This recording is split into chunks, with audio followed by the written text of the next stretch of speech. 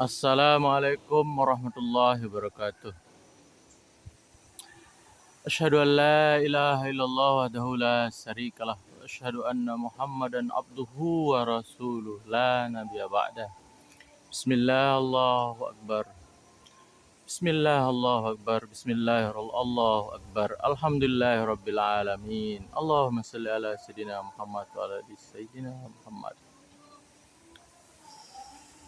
Wahai saudara-saudaraku yang terkasih, hidup ini apa ya kira-kira hidup ini? Kita duduk, berdiri, berjalan, tidur, berhenti, berbuat. Banyak yang kita perbuat. Cuman dalam perbuatan kita apa benar kita yang berbuat? Kok kita merasa berbuat? Kadang-kadang kita yang merasa berbuat baik, kita yang merasa berbuat jahat. Ya kita merasa kadang-kadang. Saya sering bertanya-tanya sendiri, merenung, memikirkan kondisi kita ini.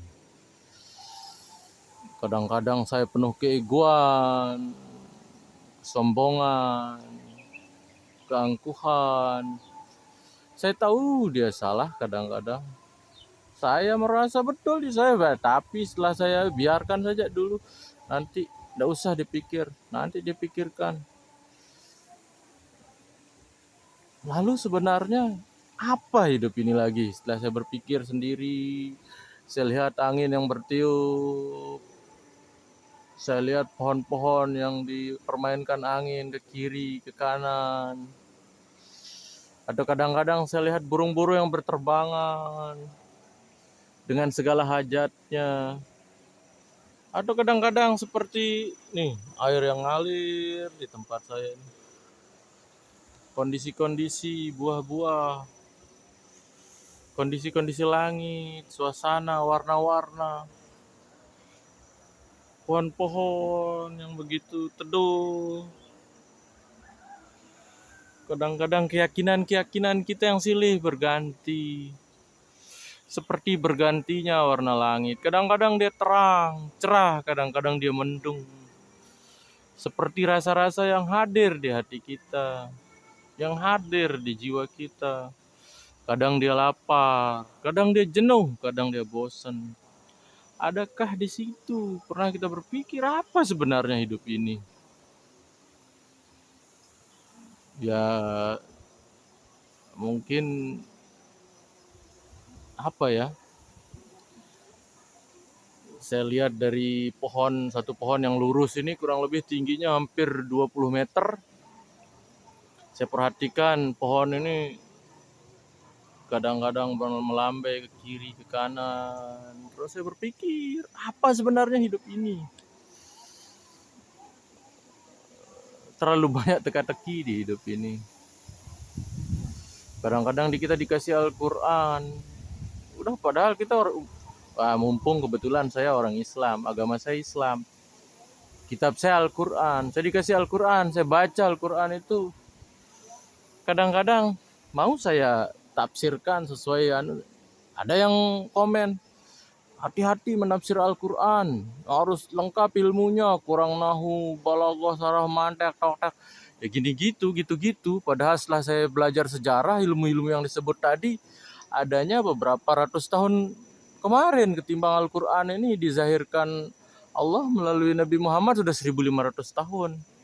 Ya tapi mungkin betul juga untuk memelihara kaidah-kaidah kesopanan, kesantunan. Tapi kalau kita tidak berani, kalau menurut saya, hemat saya ini, kalau kita tidak berani mendobrak kondisi, keadaan-keadaan seperti yang takut salah, tidak, lalu kemana kita akan belajar? Ke siapa kita bertanya? Sebab bagaimana kita bisa tahu di mana Al-Quran di diri kita?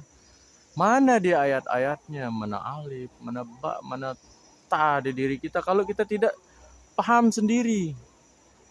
Seperti video sebelumnya, dia bilang, Bismillahirrahmanirrahim. Saya coba tanyakan ke teman-teman dengan menyebut nama Allah Pengasih, Maha Penyayang, katanya di situ. Apa maksudnya? Terus ketika saya membaca, Iqra bismi rabbikal ladzi khalaq, awas jangan tafsirkan itu dengan yang aneh-aneh, soalnya jangan sampai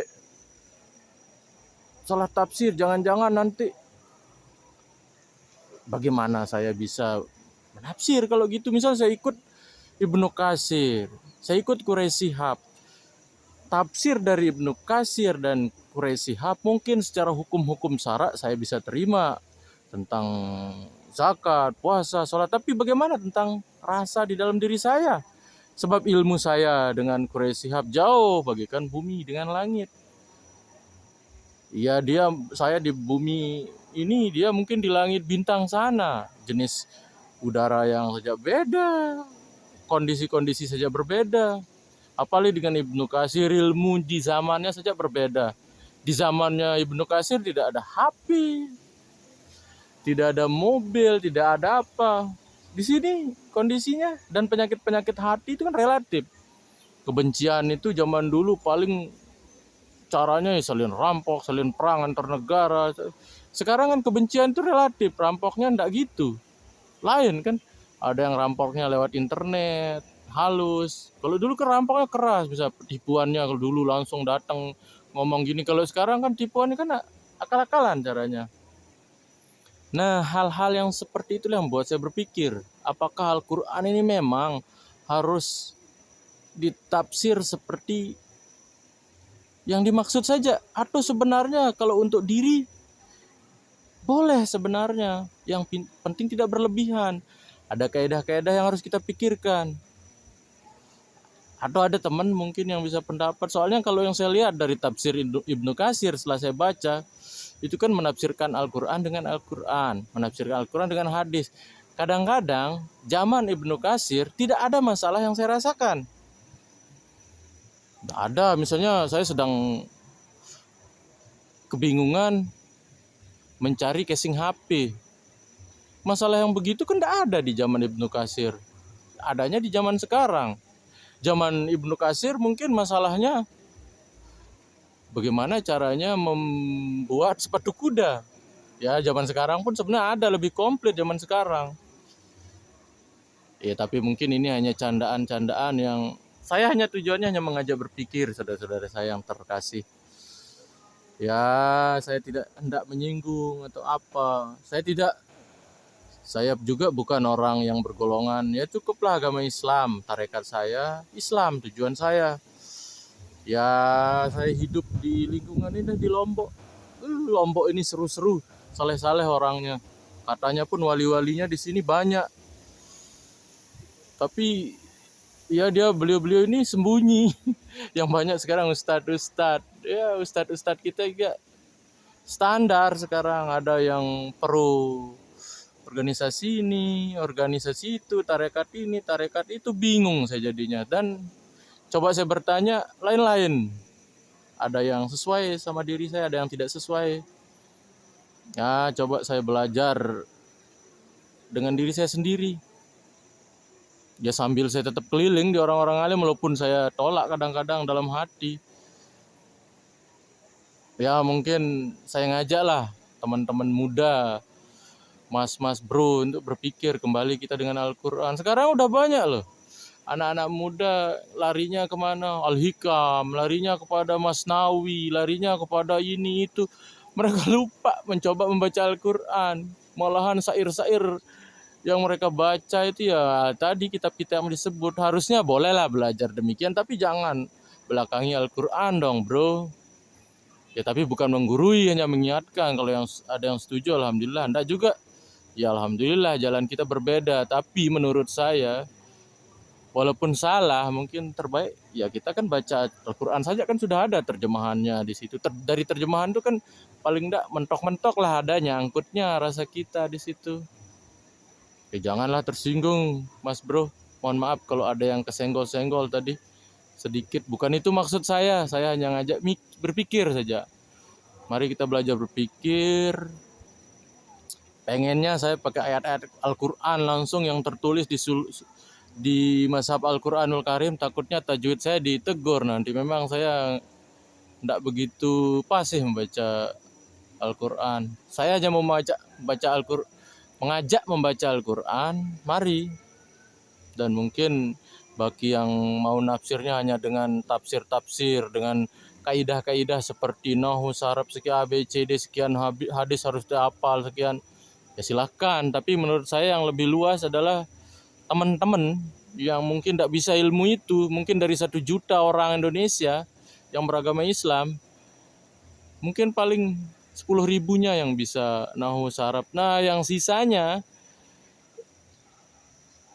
990.000 ini saya rasa sama kondisinya kayak saya. Masa kita harus tersekat sama demikian? Saya rasa Allah Maha Pengasih, Maha Penyayang, Maha Kuasa. Mari kita kembali ke Al-Quran, kita baca terjemahannya. Nanti Allah akan mengajak kita berbicara di situ, dan kita akan dipertemukan oleh Allah dengan orang-orang yang mulia, orang-orang wali-wali Allah, kekasih-kasih Allah, yang akan menjelaskan metodologi cara kita berpikir menerjemahkan Al-Quran yang kita punya ini. Mari jangan tinggal Al-Quran, kembali kepada Al-Quran dan sunnah, serta hadis lah yang sahih-sahih, tapi kembali kepada Al-Quran yang sunnah. Mari bro, kita kembali kepada Al-Quran dan sunnah. Bagi yang teman-teman saya beragama Islam, mohon maaf dengan salah kata, salah bahasa, dan sebagainya. Saya hanya mengajak gitu aja dah. Ntar kalau ada yang mau kasih saya masukan, saya tunggu masukannya. Entah dengan komen atau apakah namanya, saya tunggu mas bro. Mohon maaf, bukan untuk menyinggung atau menggurui, hanya mari kita mengajak. Mari kita saling ajak mengajak. Nah, kalau ada yang perlu saya dikasih tahu, alhamdulillah saya tunggu. Mohon maaf atas segala kekurangannya, bukan untuk menyinggung, tapi untuk mengedukasi diri saya pribadi. Assalamualaikum warahmatullahi wabarakatuh.